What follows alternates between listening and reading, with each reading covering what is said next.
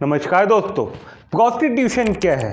अगर कोई लड़का या लड़की पैसों के लिए सेक्सुअल एक्टिविटी या सेक्सुअल सर्विस प्रोवाइड करते हैं तो वो प्रोस्टिट्यूशन कहलाता है, और वही लड़का लड़की प्रोस्टिट्यूट्स कहलाते हैं। दोस्तों, मैं आप सबसे एक क्वेश्चन पूछना चाहता हूँ। आपको क्या लगता है, क्या भारत के अंदर प्रोस्टिट्यूशन लीगल है या इनलीगल है? 2 मिनट के लिए अपनी वीडियो को पॉज कीजिए और सोचिए बिना गूगल सर्च किए।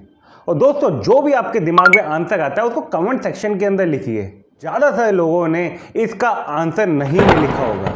ज़्यादातर लोगों को यही लगता होगा कि भारत देश के अंदर प्रोस्टिट्यूशन लीगल कैसे हो सकता है, ये तो बहुत ही गंदी चीज़ है। इंडिया के अंदर तो इंडिया का कल्चर पूरी दुनिया के अंदर फ्लरिश करता है, और इंडिया के अंदर प्रोस्टिट्यूशन लीगल मतलब ही नहीं होता।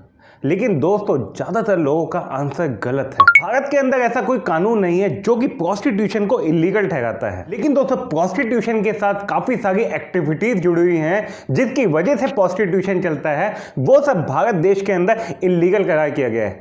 जैसे कि ब्रोथल चलाना या उसको ओन करना। दोस्तों, ब्रोथल क्या होता है? ब्रोथल वो प्रेमाइस, वो बिल्डिंग, वो कमरा होता है जहाँ पर प्रोस्टिट्यूशन चलता है। वहीं देश के अंदर पिंपिंग भी इलीगल है। दोस्तों, पिंपिंग क्या होता है? पिंप क्या होता है? पिंप वो इंसान होता है जो कि प्रोस्टिट्यूट के लिए कस्टमर प्रोवाइड कराता है और उसी प्रोस्टिट्यूशन के कमाए हुए पैसे से अपना जीवन बसर करता है। और वहीं देश के अंदर जबरन प्रोस्टिट्यूशन के अंदर ढकेलना इलीगल है और ह्यूमन ट्रैफिकिंग भी इलीगल है। और दोस्तों, इन्हीं सब इलीगल एक्टिविटीज़ को रोकने के लिए हमारे देश के अंदर इमोरल ट्रैफिक प्रिवेंशन एक्ट 1956 है। इसी का सेक्शन 3 कहता है कि अगर कोई इंसान ब्रोथल को चलाता है, ओन करता है या मैनेज करता है और पकड़ा जाता है तो उसको 1 से लेकर 2 साल तक की सज़ा हो सकती है, प्लस 2000 रुपये का जुर्माना हो सकता है। और वहीं दूसरी तरफ अगर वो दूसरी बार भी पकड़ा जाता है तो उसको 2 से लेकर 5 साल तक की सज़ा हो सकती है, प्लस 2000 रुपये का जुर्माना भी हो सकता है। इसका सेक्शन 4 कहता है कि अगर कोई पिंप प्रोस्टिट्यूट को कस्टमर प्रोवाइड करते हुए पकड़ा जाता है तो उसको कम से कम भी 2 साल तक की सज़ा हो सकती है।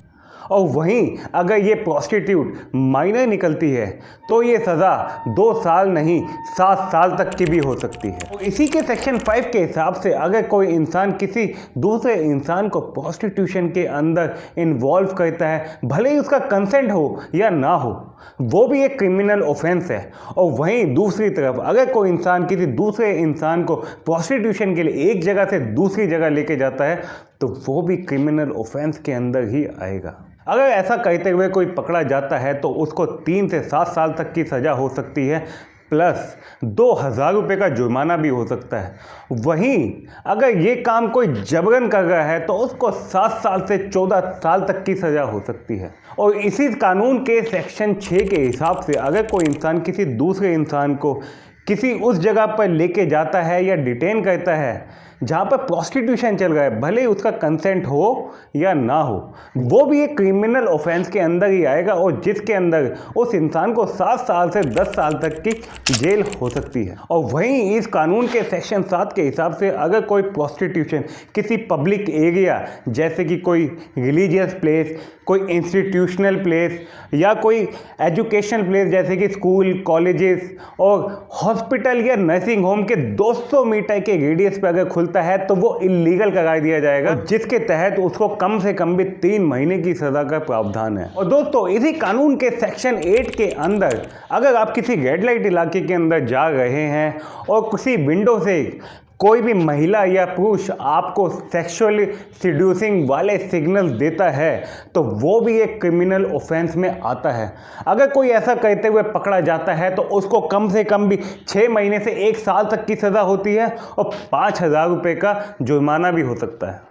तो वहीं इमोरल ट्रैफिक प्रिवेंशन एक्ट 1956 के अलावा भी हमारे आईपीसी के अंदर भी कुछ ऐसे प्रावधान हैं जो कि इलीगल ह्यूमन ट्रैफिकिंग को और प्रोस्टिट्यूशन को रोक के रखे हुए हैं। और वहीं आईपीसी सेक्शन 372 के तहत अगर कोई इंसान किसी 18 या 18 साल से कम के बच्चे को ह्यूमन ट्रैफिकिंग के जरिए एक जगह से दूसरी जगह बेचता है तो उसको कम से कम भी 10 साल की जेल हो सकती है। और वहीं सेक्शन 373 उन लोगों की बात करता है जो कि 18 या 18 साल से कम उम्र के बच्चों को प्रोस्टिट्यूशन के लिए खरीदते हैं। उनके लिए भी इस कानून के अंदर बहुत सख्त से सख्त कार्रवाई का प्रावधान है। दोस्तों माना जाता है कि प्रोस्टिट्यूशन यानी कि वेश्यावृत्ति दुनिया का सबसे पुराना व्यवसाय है। और वहीं अगर इतिहास के अंदर जाए तो भारत के अंदर इसकी जड़ें कहीं ना कहीं देवदासी प्रथा से जुड़ी हुई हैं। एंशिएंट काल के अंदर देवदासी प्रथा काफ़ी फेमस और पवित्र मानी जाती थी। इसके अंदर कुछ परिवार अपने घर की बच्चियों को मंदिर के अंदर आजीवन सेवा के लिए समर्पित कर देते थे। और दोस्तों मंदिर की देखभाल के अलावा भी ये महिलाएं मंदिर के अंदर काफ़ी सारे डांस परफॉर्म करती थी, जैसे कि भरतनाट्यम, मोहिनीअट्टम और कुचिपुड़ी। और उस समय की सोसाइटी के अंदर ये जो डांस परफॉर्मेंस होती थी ये मंदिर की पूजा का एक एसेंशियल पार्ट हुआ करती थी। दोस्तों 6वीं से 13वीं शताब्दी के बीच में देवदासियों का कद समाज के अंदर काफ़ी बड़ा माना जाता था और कहा जाता था कि दूर दूर से राजा महाराजा इनकी डांस परफॉर्मेंस को देखने के लिए आया करते थे। और जब वो इनकी डांस परफॉर्मेंस से खुश हुआ करते तो उपहार के रूप में इनको सोना, चांदी, हीरा, मोती, इवन काफ़ी सारी प्रॉपर्टीज़, लैंड भी इनको ऐसे ही दे दिया करते थे। लेकिन अगर कोई महिला देवदासी बन गई तो उसको जीवन भर मंदिर के अंदर ही देवदासी बनकर रहना पड़ेगा और मंदिर का रखरखाव करना पड़ेगा और वहीं उसको ब्रह्मचार्य की कसम भी खानी पड़ती थी। दोस्तों मंदिर का खर्चा चलाने के लिए उस समय के राजा महाराजा मंदिर को फाइनेंशियल एड प्रोवाइड किया करते थे। लेकिन जैसे जैसे ब्रिटिशर्स इंडिया के अंदर आने लगे उससे राजाओं की इम्पोर्टेंस, उनकी महत्वता कम होने लगी। इवन राजा खुद ब्रिटिशर्स के डिपेंड हो गए और इसी वजह से धीरे धीरे मंदिर के अंदर जो राजा महाराजा फाइनेंशियल एड दिया करते थे वो भी कम होने लगी, जिसकी वजह से धीरे धीरे करते हुए जो देवदासियां थी उनकी भी सिग्निफिकेंस समाज में कम होने लगी, जिसकी वजह से जब उनके पास कोई फाइनेंशियल एड नहीं बची तो उन्हें मजबूरन प्रोस्टिट्यूशन के दलदल में उतरना पड़ा। और दोस्तों आज भी कंडीशन ऐसी ही है। कोई भी महिला या कोई भी पुरुष प्रोस्टिट्यूशन के अंदर अपनी मर्जी से नहीं जाता। हालात, मजबूरियां ही उसको प्रोस्टिट्यूशन के दलदल के अंदर ढकेलती हैं। और दोस्तों कंडीशन इतनी बुरी है कि मेडिकली अवेयर ना होने की वजह से ये जो प्रोस्टिट्यूट्स हैं ये काफ़ी जल्दी HIV, एड्स और भी जो काफ़ी सारी सेक्सुअली ट्रांसमिटेड डिजीज़ हैं उनका शिकार हो जाती हैं और धीरे धीरे बहुत जल्दी से दम तोड़ देती हैं। दोस्तों प्रोस्टिट्यूशन को हमारे देश के अंदर एक टैबू माना जाता है। लोग इसके बारे में ओपनली बात करने से भी कतराते हैं। दिल्ली के अंदर अगर बात की जाए तो कुछ 38,000 से ज़्यादा प्रोस्टिट्यूट काम करती हैं। और वहीं अगर इससे बड़े शहरों की तरफ जाया जाए जैसे मुंबई हो गया, कलकत्ता हो गया, वहाँ पर तो प्रोस्टिट्यूट्स की जो ज़िंदगी है और भी ज़्यादा डिप्रेसिंग है। तो इलीगल ब्रॉथल के अंदर ह्यूमन ट्रैफिकिंग के ज़रिए हज़ारों लड़कियों को, जिसमें से काफ़ी ज़्यादा माइनर भी होती हैं, उनको जबरन प्रोस्टिट्यूशन के दलदल में धकेला जाता है। दोस्तों अगर रिसेंट NCRB के डाटे को देखा जाए तो देश के अंदर 2020 के अंदर 6,616 ह्यूमन ट्रैफिकिंग के केसेस रजिस्टर किए गए। दोस्तों ये आंकड़ा दिखने में आपको काफ़ी छोटा लगा होगा हमारे देश की पॉपुलेशन के हिसाब से, लेकिन ये आंकड़ा इससे कई गुना ज़्यादा बड़ा हो सकता है, क्योंकि ह्यूमन ट्रैफिकिंग के अंदर ज़्यादातर जो परिवार होते हैं वो अंडर प्रिविलेज्ड होते हैं और ज़्यादातर उनमें से कुछ पैसों के लिए ही अपने घर के बच्चों को आगे पास ऑन कर देते हैं, जो कि ह्यूमन ट्रैफिकिंग के अंदर काफ़ी ज़्यादा कॉमन है। और दोस्तों ह्यूमन ट्रैफिकिंग का सीधा सिरा प्रोस्टिट्यूशन के अंदर जुड़ा हुआ होता है, क्योंकि 95% जो ह्यूमन ट्रैफिक करके आते हैं उनको जबरन प्रोस्टिट्यूशन के अंदर ढकेला जाता है। दोस्तों जैसा कि मैंने आपको बताया कि देश के अंदर प्रोस्टिट्यूट के साथ होने वाली बर्बरता किसी से छुपी नहीं है, तो इनकी कंडीशन को सुधारने के लिए क्या किया जा सकता है।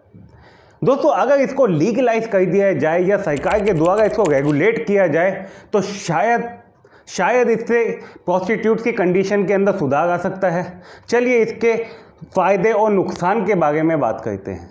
दोस्तों सरकार अगर इसको लीगल घोषित कर देती है या रेगुलेट करने लग जाती है तो सरकार की रिस्पॉन्सिबिलिटी होगी ये जो ब्रॉथल है उनको मैनेज करना या एडमिनिस्ट्रेट करना।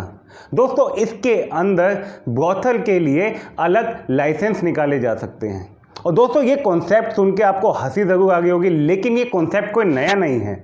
ब्रॉथल के लिए जो लाइसेंसिंग है ये बड़े बड़े जो वेस्टर्न कंट्रीज़ है जिनको हम कॉपी करते हैं उनके अंदर की जाती है। इवन जर्मनी के अंदर यही प्रोसेस है और वहीं फ्रांस के अंदर भी यही प्रोसेस है और ऑस्ट्रेलिया के अंदर भी ये जो प्रोस्टिट्यूशन है ये प्रॉपर लीगल है।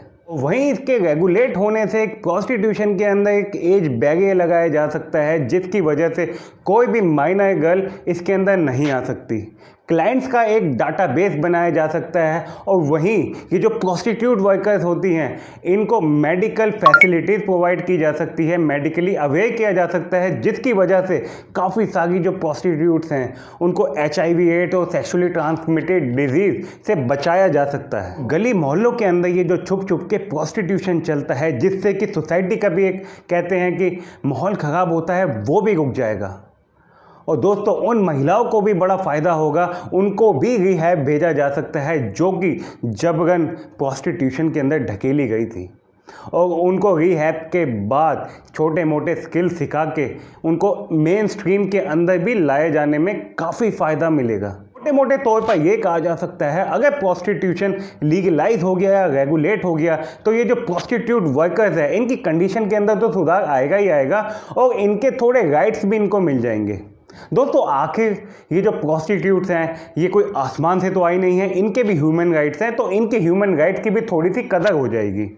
और वहीं अगर मैं इसके डीमेरिट्स की बात करूं तो सबसे बड़ा डीमेरिट ये है कि इसके लालच में प्रोस्टिट्यूशन के अंदर जो इजी मनी मिलेगा उसके लालच में ज़्यादा से ज़्यादा लड़के लड़कियां प्रोस्टिट्यूशन के अंदर इन्वॉल्व हो सकते हैं, जिसकी वजह से सोसाइटी के अंदर जो एक बैलेंस बना हुआ है वो बिगड़ सकता है।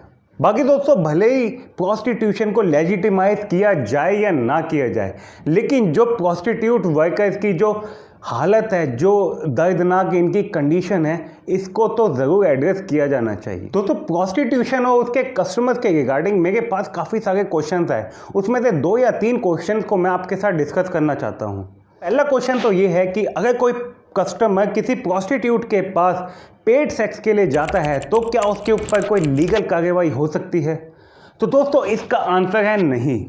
अगर प्रेजेंट सिनेरियो की बात करें तो हमारे देश के अंदर ऐसा कोई कानून नहीं है जिसके अंदर कस्टमर के ऊपर कोई कानूनी कार्रवाई की जा सके। दूसरा क्वेश्चन ये है, क्या भारत के अंदर रेड लाइट एरिया लीगल है या इलीगल है? दोस्तों इस क्वेश्चन का आंसर मैं वीडियो के अंदर आपको पहले ही दे चुका हूँ। मैंने आपको बताया था इमोरल ट्रैफिक प्रिवेंशन एक्ट 1956 के सेक्शन 7 के अंदर अगर कोई रेड लाइट एरिया या कोई जहाँ पे प्रोस्टिट्यूशन होता है वो किसी पब्लिक प्लेस जैसे कि कोई एजुकेशनल इंस्टीट्यूट, स्कूल या कॉलेज, रिलीजियस प्लेस जैसे कि मंदिर, मस्जिद, गुरुद्वारा, ये 200 मीटर के दायरे के अंदर अगर आता है तो वो इलीगल करार दिया जाएगा।